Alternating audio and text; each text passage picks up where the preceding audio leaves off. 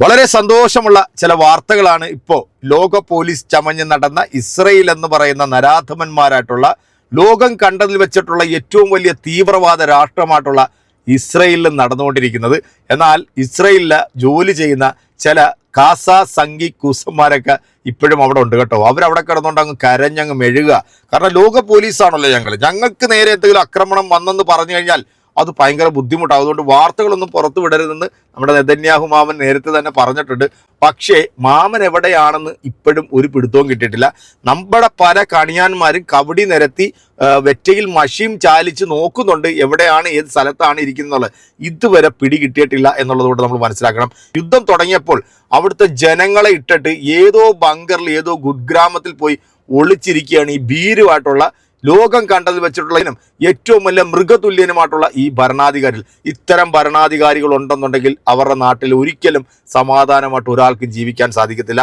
ഏറ്റവും ലേറ്റസ്റ്റ് ആയിട്ട് വന്നിരിക്കുന്ന ഒരു വാർത്ത, ഹിസ്ബുള്ളയുടെ ആക്രമണം, ഇസ്രയേലിൽ 58 പേർക്ക് പരിക്ക്, റോക്കറ്റുകൾ സൈറൻ മുഴക്കാതെ പതിച്ചു. ഒരു സൈഡിൽ നിന്നും ഹിസ്ബുള്ള അടിക്കുന്നു, മറു സൈഡിൽ നിന്നും ഹൂത്തികൾ അടിക്കുന്നു, ഇപ്പുറത്തെ സൈഡിൽ നിന്നും ശക്തമായ രീതിയിലാണ് ഇസ്രയേലിന്റെ മർമ്മപ്രധാനമായിട്ടുള്ള ടെൽ അബീബിലും ഹൈഫയിലും ജെറുസലേമിലൊക്കെ ബോംബ് വർഷിച്ചുകൊണ്ടിരിക്കുന്നത്.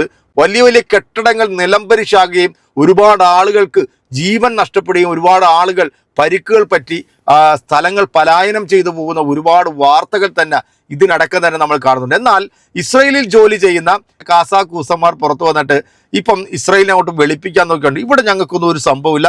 കേരളത്തിലെ മാധ്യമങ്ങൾ പടച്ചുവിടുന്ന വാർത്തകൾ അത് ശരിക്കും തെറ്റാണ്, അങ്ങനെ ഒരു സംഭവമേ ഇല്ല എന്നാണ് പറയുന്നത്. എന്നാൽ വേൾഡ് മാധ്യമങ്ങൾ റിപ്പോർട്ട് ചെയ്യുന്നുണ്ട് ഇസ്രയേൽ വൻ നാശനഷ്ടങ്ങളാണ് ഉണ്ടായിക്കൊണ്ടിരിക്കുന്നത്. ഇതുവരെ ഇവന്മാർ വിചാരിച്ചില്ല ഇങ്ങനെ ഒരു പണി ഇവർക്ക് കിട്ടുന്നു. ചുമ്മാ കയറി ചൊറിഞ്ഞതല്ലേടാ.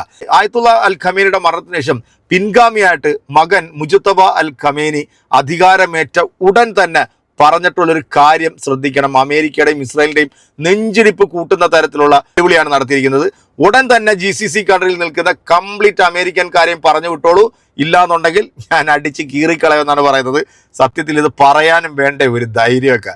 ഈ സ്വന്തമായിട്ട് ഉണ്ടാക്കിയെടുത്തിട്ടുള്ള ആയുധം വെച്ചുകൊണ്ടല്ലേ ഇറാൻ എന്ന് പറയുന്ന ഈ ഒരു രാജ്യം ഇപ്പോഴും ഇവരെയൊക്കെ നേരിടുന്നത്. ഇപ്പൊ കൊറിയ ഇറാൻ ആയുധം കൊടുക്കുമെന്നൊക്കെ ഉള്ള വാർത്ത വന്നപ്പോൾ തന്നെ അമേരിക്ക ഒന്നും കൂടെ ഞെട്ടിയിട്ടുണ്ട്. കാരണം ഇവന്മാർ വിചാരിച്ച പോലെ അത്ര എളുപ്പമല്ല, അത്രയ്ക്ക് സുഖകരമല്ല ഈ ഒരു യുദ്ധം എന്നുള്ള മനസ്സിലാക്കണം. ഈ ഒരു യുദ്ധം കൊണ്ട് ഏറ്റവും കൂടുതൽ നാശമുണ്ടാകുന്നത് നമ്മുടെ ഇന്ത്യക്കാണെന്നും കൂടെ നമ്മൾ മനസ്സിലാക്കണം. ഗ്യാസിൻ്റെതാണെങ്കിലും പെട്രോളിൻ്റെതാണെങ്കിലും ജനങ്ങൾ നെട്ടോട്ടം ഓടുന്ന കാഴ്ചയാണ് നമ്മളിപ്പോൾ കണ്ടുകൊണ്ടിരിക്കുന്നത്. എന്നാൽ ഇതിനകത്ത് വളരെ പ്രധാനപ്പെട്ട മറ്റൊരു വിഷയം കൂടെ എൻ്റെ പ്രിയപ്പെട്ട പ്രേക്ഷകരുടെ ശ്രദ്ധയിൽ ഞാനൊന്ന് പെടുത്തുകയാണ്. ഈ കേരളത്തിൽ ഇരുന്നുകൊണ്ട് അല്ലെങ്കിൽ ഇന്ത്യയിൽ ഇരുന്നുകൊണ്ട് ഇസ്രയേലിന് വേണ്ടിയും അമേരിക്കയ്ക്ക് വേണ്ടിയും ജയ് വിളിക്കുന്ന വേട്ടാവളിയന്മാരോട് എനിക്ക് പറയാനുള്ളത്, കഴിഞ്ഞ ദിവസം ഈ കുർദുസ് കടൽ അടച്ചിട്ടു എന്നുള്ളൊരു വാർത്ത വന്നിരുന്നു. പക്ഷേ ഇന്ത്യൻ്റെ പതാക കണ്ടപ്പോൾ പെട്രോളുമായി വന്നിട്ടുള്ള കപ്പൽ കുർദുസ് കടൽ തുറന്നു കൊടുത്തുകൊണ്ട് വളരെ സുഗമമായ രീതിയിൽ ഇന്ത്യയിലേക്ക് വരാനുള്ള ഒരു അവസരം ഇറാൻ എന്ന് പറഞ്ഞ രാജ്യം അല്ലെങ്കിൽ ഇറാന്റെ ഇപ്പോഴത്തെ ഭരണാധികാരി കൊടുത്തു എന്നുള്ളത് വളരെ സ്വാഗതാർഹമാണ്. കാരണം ആ രാജ്യം നമ്മളോട് കാണിക്കുന്ന ഒരു ആദരവും സ്നേഹവും എന്താണെന്ന് മനസ്സിലാക്കാത്ത വൃത്തികെട്ട നാറികളുണ്ടല്ലോ, ഡ്രാക്കുള നെതന്യാഹുവിനെയും സപ്പോർട്ട് ചെയ്യുന്ന കാഴ്ചയാണ്. കാരണം തലയ്ക്ക് വിവരവും ബോധവും വെളിവുമുള്ള ആളുകൾ പറയുന്നത് നമ്മളൊന്ന് കേൾക്കണം. അതോടൊപ്പം മുജ്തബ അൽ ഖമേനി അധികാരമേറ്റ ഉടൻ നടത്തിയിട്ടുള്ള ഈ പ്രസ്താവന ഒന്ന് കേട്ടതിനു ശേഷം തലയ്ക്ക് വിവരവും ബോധവുമുള്ള നല്ല കുടുംബത്തിൽ ജനിച്ചിട്ടുള്ള ക്രൈസ്തവ സഹോദരങ്ങൾ പറയുന്നതും കൂടെ നിങ്ങളൊന്ന് കേട്ടു നോക്കണം. കമന്റ് അറിയിക്കുക. നേരെ വീഡിയോയിലേക്ക് പോവാം. മേഖലയിലെ എല്ലാ അമേരിക്കൻ സൈനിക താവളങ്ങളും ഉടൻ അടയ്ക്കണമെന്ന് ഇറാന്റെ പരമോന്നത നേതാവ് മുജ്തബ ഖമനേയി. ഹോർമുസ് കടലിടുക്ക് അടഞ്ഞു കിടക്കുമെന്നും മുജ്തബ വ്യക്തമാക്കി. പരമോന്നത നേതാവായി തെരഞ്ഞെടുക്കപ്പെട്ട ശേഷമുള്ള ആദ്യ പ്രതികരണമാണിത്. അതേസമയം അമേരിക്കൻ വിമാനവാഹിനി കപ്പൽ ജെറാൾഡ് ഫോർഡിന് തീപിടിച്ചു. കൂടുതൽ വിവരങ്ങളുമായി ഫൈസൽ ഹംസയാണ് ചേരുന്നത്. ഫൈസൽ, ഏറ്റവും ആദ്യ പ്രതികരണം വന്നിരിക്കുകയാണ് ഖമേനിയുടെ. എന്തൊക്കെ കാര്യങ്ങളാണ് പറയുന്നത്? എന്താണ് അതിൽ നിന്ന് ലക്ഷ്യമിടുന്നത്? അശ്വതി സ്ഥാനമേറ്റെടുത്ത ശേഷം ഇറാന്റെ പരമോന്നത നേതാവായി തെരഞ്ഞെടുക്കപ്പെട്ട ശേഷം മുജ്തബ ഖമനേയുടെ ആദ്യ പ്രതികരണമാണിത്. ഇറാൻ ടെലിവിഷനാണ് ഇത് സംപ്രേഷണം ചെയ്തിരിക്കുന്നത്. പ്രധാനമായും 2 കാര്യങ്ങളാണ് അദ്ദേഹം വ്യക്തമാക്കുന്നത്. അതിലൊന്ന്, അയൽ രാജ്യങ്ങളുമായി ഇറാൻ വളരെ അടുത്ത സൗഹൃദ ബന്ധമാണ് പ്രതീക്ഷിക്കുന്നത്, ആഗ്രഹിക്കുന്നത്. പക്ഷേ ഇറാൻ ആക്രമിക്കുന്നത് ഇപ്പോൾ അമേരിക്കൻ താവളങ്ങളെയാണ്. മാത്രമല്ല മേഖലയിൽ ഒരിടത്തും ഇനി അമേരിക്കൻ താവളങ്ങൾ ഉണ്ടാവരുത്, ഈ താവളങ്ങളെല്ലാം അടച്ചുപൂട്ടണം എന്നുള്ള ആവശ്യം കൂടി അദ്ദേഹം മുന്നോട്ട് വയ്ക്കുന്നു. ഇറാന്റെ പ്രഖ്യാപിത നിലപാടുകൾ ആവർത്തിക്കുക മാത്രമല്ല അതൊരൽപ്പം കൂടി കടുപ്പിക്കുക കൂടി ചെയ്യുകയാണ് മുജ്തബ ഖമനേയി എന്നുള്ളതാണ് വാസ്തവം. മാത്രമല്ല ഏറ്റവും പ്രധാനമായി ലോകം ഉറ്റുനോക്കുന്ന ഹോർമുസ് കടലിടുക്കിലെ ഈ പ്രതിസന്ധി ലോകത്തെ മുഴുവൻ ഊർജ്ജ പ്രതിസന്ധിയിലേക്ക് തള്ളിവിടുന്ന ആ പ്രശ്നത്തിലും മുജ്തബ ഖമനേയി നിലപാട് വ്യക്തമാക്കുന്നുണ്ട്. ഹോർമുസ് കടലിടുക്ക് അടഞ്ഞു തന്നെ കിടക്കുമെന്നാണ് അദ്ദേഹം വ്യക്തമാക്കുന്നത്. അക്കാര്യത്തിൽ നിലപാടിൽ ഒരു ഇഞ്ച് പോലും പിന്നോട്ടില്ല എന്നുള്ള കാര്യവും അദ്ദേഹം വ്യക്തമാക്കുന്നു. മാത്രമല്ല ജനങ്ങളോട് അദ്ദേഹം പറയുന്നത് ഈ അമേരിക്കയുടെയും ഇസ്രായേലിന്റെയും ആക്രമണത്തിൽ ആർക്കൊക്കെ നഷ്ടങ്ങൾ ഉണ്ടായിട്ടുണ്ടോ അവർക്കൊക്കെ നഷ്ടപരിഹാരം ലഭിക്കും. മാത്രമല്ല പരിക്കേറ്റവർക്ക് സൗജന്യ ചികിത്സ നൽകും എന്നും അദ്ദേഹം പറഞ്ഞു വെക്കുന്നുണ്ട്. മറ്റൊരു കാര്യം കൂടി അദ്ദേഹം പറഞ്ഞു വെക്കുന്നത് ഏതൊക്കെ തരത്തിലാണോ ഇറാന് നാശനഷ്ടങ്ങൾ ഉണ്ടാക്കിയത് അതിന്റെ എല്ലാം നഷ്ടപരിഹാരം ശത്രുക്കളിൽ നിന്ന് ഈടാക്കുക തന്നെ ചെയ്യും. അതൊരർത്ഥത്തിൽ അവരെ ആക്രമിച്ച് കീഴ്പ്പെടുത്തിയിട്ടാണെങ്കിലും എന്നും അദ്ദേഹം പറഞ്ഞു വെക്കുന്നു. മറ്റൊരു സുപ്രധാനമായ പ്രതികരണം കൂടി വന്നിട്ടുണ്ട്. അലി ലർജാനിയിൽ നിന്നാണ്. ഇറാന്റെ സുരക്ഷാ കൌൺസിൽ സെക്രട്ടറിയാണ് അദ്ദേഹം. നേരത്തെ ട്രംപ് ഇറാന്റെ വൈദ്യുത ശൃംഖല മുഴുവൻ തകർക്കുമെന്ന ഒരു ഭീഷണി മുഴക്കിയിരുന്നു. അതിന് സമാനമായ രീതിയിൽ ഇപ്പോഴെങ്ങനെയാണോ ഇറാൻ യുദ്ധം നയിക്കുന്നത് അതിന് സമാനമായ രീതിയിൽ തന്നെ ഇറാന്റെ വൈദ്യുത ശൃംഖലയ്ക്ക് നേരെ ആക്രമണം ഉണ്ടായാൽ മേഖലയെ ഒന്നാകെ ഇരുട്ടിലാഴ്ത്തുമെന്നാണ് ഇറാന്റെ അറിയിപ്പ്. പുലിക്ക് പിറന്നതേ പുലിക്കുട്ടി തന്നെയാ, അല്ലാതെ എലിയാകൂല. ഇങ്ങനെ നെഞ്ചു വിരിച്ചുകൊണ്ട് ഇവനെയൊക്കെ വെല്ലുവിളിക്കാൻ അത് ആൺകുട്ടികൾക്ക് മാത്രമേ സാധിക്കത്തുള്ളൂ. ഇവരുള്ള ആള് പറയുന്നതും കൂടെ ഒന്ന് കേട്ടു നോക്കൂ. ലോകത്ത് ഇത്രയധികം അന്തർദേശീയ പ്രമേയങ്ങളെയും അന്തർദേശീയ സ്ഥാപനങ്ങളെയും അന്തർദേശീയ നിയമങ്ങളെയും പുച്ഛിച്ചു തള്ളിയ ഒരു രാഷ്ട്രം ഇസ്രായേലിനെ പോലെ വേറെ ഒരു രാജ്യവുമില്ല.